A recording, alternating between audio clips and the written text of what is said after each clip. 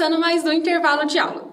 E o tema de hoje é alimentação saudável. Para comemorar os 10 anos da publicação da segunda edição do Guia Alimentar para a População Brasileira, convidamos a professora Maria das Graças, coordenadora do curso de nutrição aqui da Uniaraguaia. Seja muito bem-vinda. Obrigada pessoal pelo convite. Professora, qual a importância desse guia para a população? Bom, então o Guia Alimentar, pessoal, ele foi publicado pelo Ministério da Saúde em parceria com o Núcleo de Estudos em Pesquisas Epidemiológicas da Universidade de São Paulo. E ele foi uma grande revolução no mundo da nutrição, né? Então, ele trouxe uma nova perspectiva da alimentação, tanto para os nutricionistas, né, e profissionais da saúde, quanto para toda a população. Certo. E qual que é a diferença dessa edição agora com a anterior? Então, a gente teve a primeira publicação do Guia Alimentar no Brasil em 2006. Essa primeira edição, também publicada pelo Ministério da Saúde, focava muito no nutriente, né? Então, eu tinha carboidrato, proteína, gordura, as vitaminas e os minerais. Então, nessa primeira edição, ele falava muito sobre quanto que a gente deve comer daquele nutriente. Então, por exemplo, o carboidrato é a base da pirâmide alimentar, então você tem que consumir mais vezes ao dia, tem que consumir de 5 a 7 porções, não lembro de cabeça, tá, pessoal? Mas estou falando que realmente ele focava muito na quantidade. Nessa nova versão, a gente tira o foco desse nutriente e vamos focar no alimento, né? Qual é a relação desse alimento com o ser humano, né? O que o alimento representa enquanto parte da cultura, parte da identidade de uma população. Então, no guia, ele traz, por exemplo, muitos alimentos que são tradicionais da cultura do povo brasileiro. Então, o cuscuz, a mandioca, né? Então, se muitas vezes nessa primeira edição ele, né, dizia, olha, você não pode comer muita quantidade de mandioca, batata, arroz. Nesse guia a gente muda um pouco isso, né? A gente trabalha mais com orientações que são mais apropriadas para a educação nutricional, para a gente conseguir oferecer autonomia nas escolhas para a população. Então, essa é a principal diferença.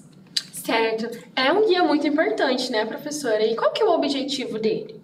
Então, o objetivo do guia, todo o guia alimentar para a população, né, a maioria dos países, eles têm essas publicações de guias alimentares. Então, eles são documentos que não são direcionados apenas para os profissionais da saúde, né, eles são direcionados para toda a população. Então, a ideia de um guia alimentar é que ele consiga ser lido, né, pela maioria das pessoas, né?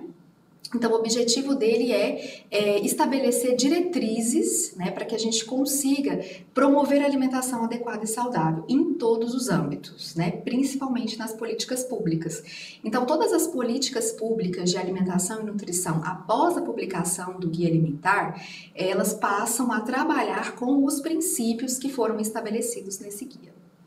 Entendi. E quem é que está por trás de estabelecer essas diretrizes? Então, esse guia, ele foi encomendado pelo Ministério da Saúde, porque já havia ali, né, internamente uma discussão entre os nutricionistas que são, né, do Ministério, que precisava atualizar essas diretrizes, então elas estavam ultrapassadas, né? E principalmente com as evidências científicas, né? Então, no mundo da nutrição, a gente trabalha muito com as evidências. Então, a gente depende dos estudos científicos, a gente depende de pesquisadores sérios, pesquisadores responsáveis, né? Que levantam essas evidências do que é mais saudável, o que seria menos saudável, né? Então, já existia essa necessidade de atualização. E aí, o Ministério da Saúde, então, ele faz uma parceria com o Núcleo de Estudos, né? De estudos epidemiológicos em nutrição, lá da Universidade de São Paulo, né? Então, esse grupo de pesquisa, ele começou, né, a fazer várias revisões de literatura científica para conseguir chegar nesse formato, né? E o guia, a gente costuma dizer que ele é colaborativo também, né? Então, além das evidências, foi feito todo um levantamento desses hábitos alimentares, de quais alimentos eram importantes para o povo brasileiro. Certo. E qual que é o impacto desse guia para o povo brasileiro mesmo? Então, o guia, para a gente entender o impacto, a gente precisa entender, a gente fala a coluna dorsal do guia, né?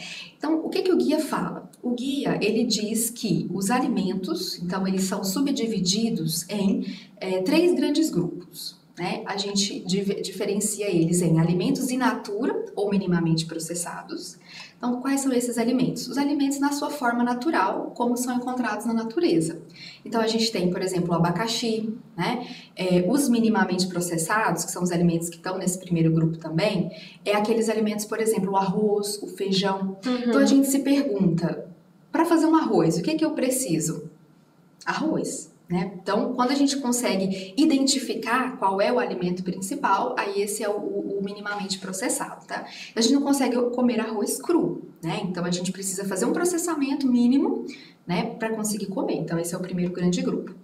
O segundo grande grupo, né, são dos alimentos processados. Então, se a gente pensar ali no abacaxi, o segundo grupo seria a intervenções, né, maiores nesse alimento, adicionando sal ou açúcar. Então, por exemplo, um abacaxi em conserva. Então, esse abacaxi eu vou adicionar açúcar para que ele conserve por mais tempo. Então, ele é um alimento que já passou por um tipo de processamento. Não muito grande, mas é um processamento. E o terceiro grupo é o grupo dos alimentos ultraprocessados. Então, nesse grupo, eu já perco muitas características do alimento in natura. Então, por exemplo, eu tinha um abacaxi, que era in natura, abacaxi em conserva, que eu adicionei muito açúcar, e o suco industrializado, por exemplo, de sabor abacaxi, aí já seria o alimento ultraprocessado. Então, nesse alimento ultraprocessado, eu tenho aqueles compostos que eu não sei o nome, né? Por exemplo, acidulante de não sei o que, conservante AS55. Então, aquilo que eu não consigo encontrar fácil nas feiras, né? Nem no supermercado. Então, são aditivos, né? E conservantes para fazer aquele alimento que, né, duraria ali 7 dias, durar 1 ano, né? Enfim.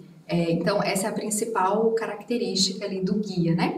E o impacto que ele causou na sociedade foi justamente por colocar em xeque o papel da indústria de alimentos, né?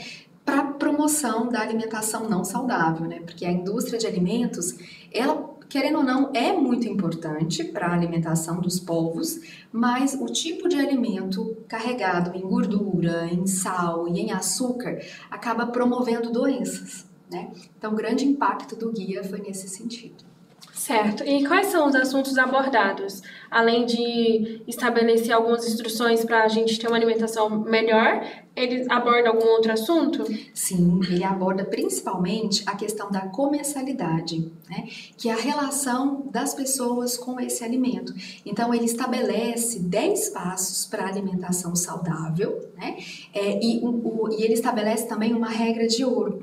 Então, essa regra de ouro é basicamente: prefira consumir alimentos in natura, né?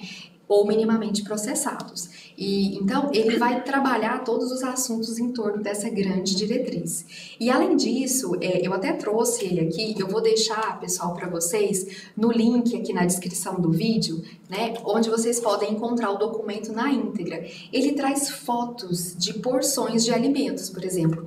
O que seria um café da manhã, né? O que você pode consumir? Ele traz algumas opções de café da manhã. Almoço, né? O que você pode ali consumir para deixar essa alimentação mais saudável, mais equilibrada. Então, ele é um documento bastante completo.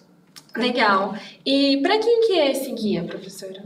O guia, pessoal, ele é para todos. Ele não é apenas para nutricionistas, não é apenas para estudantes de nutrição ou profissionais da saúde. Ele é para todos. Ele é escrito numa linguagem muito simples. Então, e além disso, ele é bastante ilustrado. Então, todo mundo pode fazer uso do guia. Certo. E onde que as pessoas podem encontrar esse guia?